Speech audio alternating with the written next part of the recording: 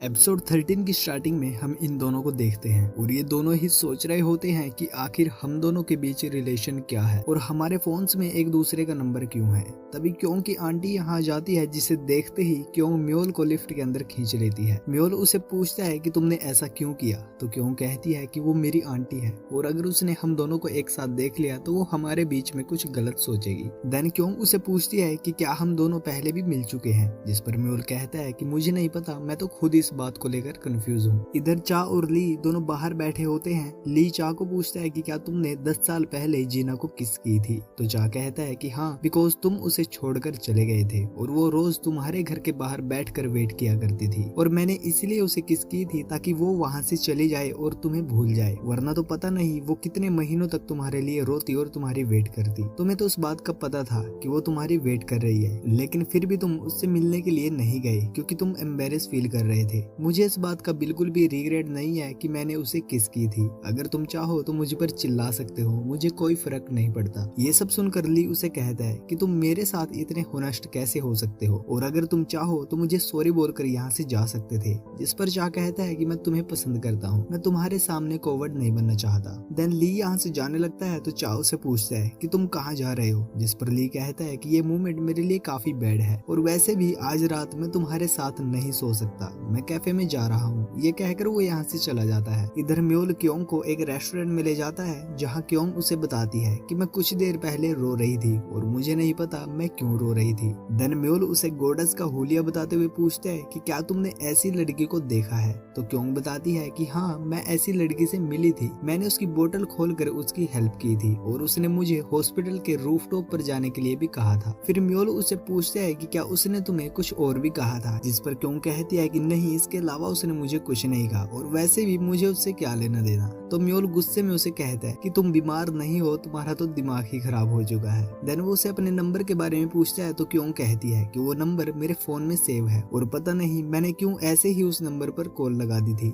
म्योल उसे दोबारा उस नंबर पर कॉल करने के लिए कहता है और जैसे ही क्यों कॉल करती है तो कोई भी कॉल पिक नहीं करता। अब क्यों घर जाते टाइम यही सोच रही होती है कि आखिर ह्यूमन कौन हो सकता है और मुझे कुछ भी याद क्यों नहीं आ रहा। तभी वो लड़खड़ा के गिरने लगती है, पर तभी अचानक से म्योल वहाँ आ जाता है और उसे थाम लेता है। जिसके बाद घर आकर म्योल अपने फोन में देखता है कि उसमें क्यों के नंबर से 2 मिस कॉल आई हुई थी और साथ ही साथ वो अपने फोन में वो वॉलपेपर भी देखता है जो कि क्यों ने उसके फोन में सेट किया था। अब ये सब देखकर तो म्योल और भी ज्यादा सरप्राइज हो जाता है और इधर ली और चा दोनों ही को नींद नहीं आ रही थी। देन चा रात भर जागकर अपना एक बिजनेस प्रपोजल बनाता है। अगले दिन वो अपने फादर को ये बिजनेस प्रपोजल दिखाता है तो उसका फादर को पता चल जाता है कि ली और उसके बीच लड़ाई हुई है। इधर म्योल अपने फोन को गोडस को दिखाते हुए कहता है कि ये सब तुमने ही किया है ना, मुझे बताओ मेरा उस लड़की के साथ आखिर क्या रिलेशन है। लेकिन गोडस चुपचाप बैठी हुई थी। ये देखकर म्योल कहता है कि ठीक है, तुम मुझे इस बारे में मत बताओ, मैं खुद ही पता लगा लूंगा। जिसके बाद हम क्यों को देखते हैं जो कि अपने रूम में बैठकर एक गोस्ट सीरीज देख रही होती है।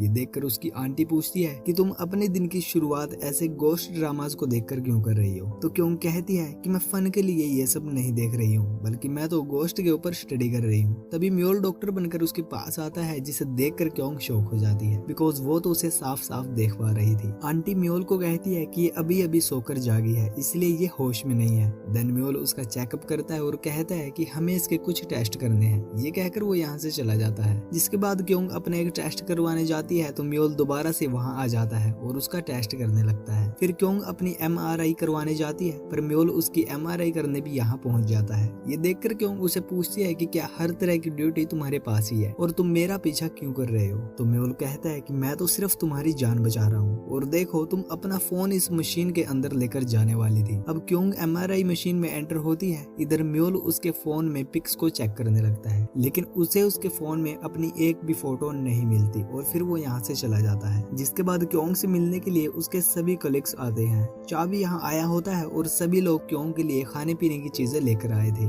इसी बीच जीना भी यहाँ जाती है, लेकिन वो चा को देखकर दरवाजे से ही मुड़ जाती है। ये देखकर चा उसके पीछे जाता है तो जीना उसे कहती है कि मैं ली के साथ ड्रिंक करने जा रही हूँ, जिस पर चा कहता है कि ठीक है, तुम जा सकती हो। ये सुनते ही जीना कहती है कि क्या तुम मुझे रोकोगे नहीं, और तुम तो कह रहे थे कि तुम मुझे लाइक करते हो और अगर मैंने कुछ कर दिया तो क्या होगा। जिस पर चा कहता है कि तुम कुछ भी कर लो, मेरी फीलिंग्स तुम्हारे लिए चेंज नहीं होंगी। देन जीना उसे पूछती है कि क्या ली को ये सब कुछ पता है? तो चा कहता है कि हाँ उसे सब पता है, लेकिन फिर भी मैं पीछे नहीं हटूंगा। खैर आगे जीना यहाँ से जा रही होती है, लेकिन क्योंग उसे रोक लेती है और उसके साथ चा को लेकर बात करने लगती है। वो उसे कहती है कि चा एक अच्छा इंसान है, वो अपना दिल इतनी आसानी से किसी को नहीं देता, इसलिए तुम्हें उसे एक्सेप्ट कर लेना चाहिए। तो जीना कहती है कि शायद मुझे किसी फॉर्चून टेलर के पास जाना चाहिए ताकि मैं जान सकूं कि मेरा फ्यूचर किसके साथ ज्यादा बेटर रहेगा। बातों ही बातों में क्योंग उसे म्योल के बारे में भी बताने की कोशिश करती है कि एक डॉक्टर इस दुनिया को खत्म करना चाहता है, लेकिन जीना उसकी बात को गलत वे में ले जाती है और कहती है कि अरे नहीं, शायद उस डॉक्टर को अपने ही पेशेंट से प्यार हो गया है और वो अपने पेशेंट के लिए पूरी दुनिया को खत्म करना चाहता होगा।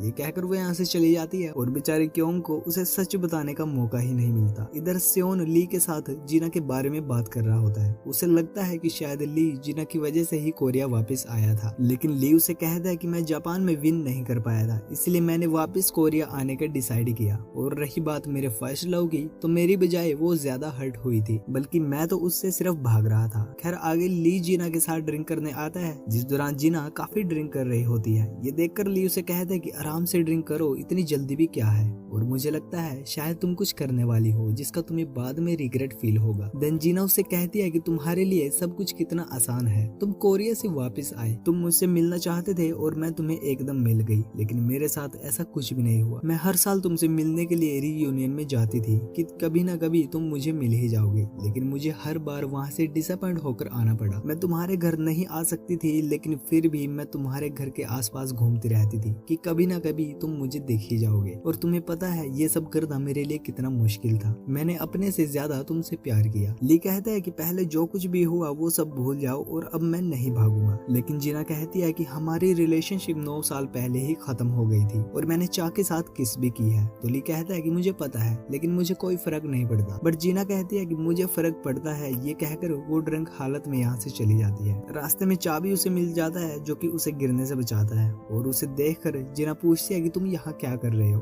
तो चा कहता है कि मैं तुम्हारी वेट कर रहा था, बिकॉज मैं तो तुम्हें लाइक करता हूँ। तभी वो जीना के आंसू साफ करता है, तो वो उसे एकदम किस कर लेती है और वहीं पर अनकॉन्शियस हो जाती है। जिसके बाद चा उसे उसके घर ले जाता है और वो एकदम सोफे पर लेटकर सो जाती है। अगले दिन डॉक्टर क्यों उनको बताता है कि जो थेरेपी तुम्हारे साथ होने वाली है उसमें काफी रेडिएशन होती है, जिस कारण तुम्हारे बाल झड़ने लगेंगे, लेकिन मेरे अकॉर्डिंग तुम अपने बालों को पहले ही शेव करा लो। अब ये सुनकर क्यों तो काफी शौक हो जाती है, तो उसकी आंटी उसे कंसोल करती है कि तुम्हारे हेयर्स की ग्रोथ काफी अच्छी है और ये तो जल्दी जल्दी बड़े हो जाएंगे, इसलिए ज्यादा टेंशन ना लो। लेकिन बाद में उसकी आंटी ये सब कुछ सोचकर काफी ज्यादा रोती है। जिसके बाद क्यों एक हेयर सैलून में जाती है और अपने हेयर्स को काफी अच्छे स्टाइल में कट करवाती है। वो काफी ज्यादा क्यूट लग रही होती है और वो सैलून वाले भी उसकी काफी सारी पिक्स लेते हैं अपनी वेबसाइट पर डालने के लिए। लेकिन फिर क्यों उन्हें कहती है कि मेरे सारे हेयर्स को शेव कर दो। ये सुनते ही सैलून वाले भी चौंक जाते हैं। तो क्यों उन्हें कहती है कि मैं आखिरी बार अपने हेयर्स को इस स्टाइल में देखना चाहती थी और मैं मानती हूँ आप लोगों ने ये स्टाइल बनाने में काफी हार्डवर्क किया है, लेकिन क्या करें, मैं भी मजबूर हूँ। अब इससे पहले बार बार उसके हेयर्स कट करती क्यों को नोज ब्लीडिंग होने लगती है और वो नीचे गिरने ही वाली होती है कि तभी म्योल वहाँ पहुँच जाता है और वो उसे हॉस्पिटल ले जाता है। हॉस्पिटल आ जाने पर क्यों एक सपना देखती है जिसमें उसी का फ्यूनरल हो रहा था और उसके फ्यूनरल में म्योल काफी रो रहा था। अब क्यों उसके पास जाती है और उसे रोने से मना करती है और उसके आंसू साफ करने लगती है। तभी क्यों की आँख खुल जाती है और वो अपने सामने म्योल को देखती है। वो रियलिटी में भी उसके आंसू साफ करने लगती है और जैसे ही म्योल यहाँ से जाने लगती है तो रास्ते में उसे पास्ट के कुछ फ्लैशेस आते हैं। जिसके बाद क्यों की आँख खुलती है तो वो खुद को म्योल के घर में पाती है। अब ये देखकर वो और भी ज्यादा शौक हो जाती है और म्योल को पूछती है कि क्या तुमने मुझे किडनैप किया है? तो म्योल कहता है कि कुछ ऐसा ही समझ लो। अब क्यों पहले ही की तरह उससे सवाल जवाब करना शुरू कर देती है और वो म्योल को पहले ही की तरह हर रूम के अंदर बैठा हुआ देखती है। जिसके बाद म्योल उसे अपने उसी रिन्यूड गार्डन में लेकर आता है और कहता है कि ये मेरा सबकॉन्शियस माइंड है। अब यहाँ मौजूद फेड फ्लावर्स को देखकर वो कहती है कि मैं समझ गई हूँ, तुम्हारा माइंड भी तुम्हारी लाइफ की तरह रिन्यूड है।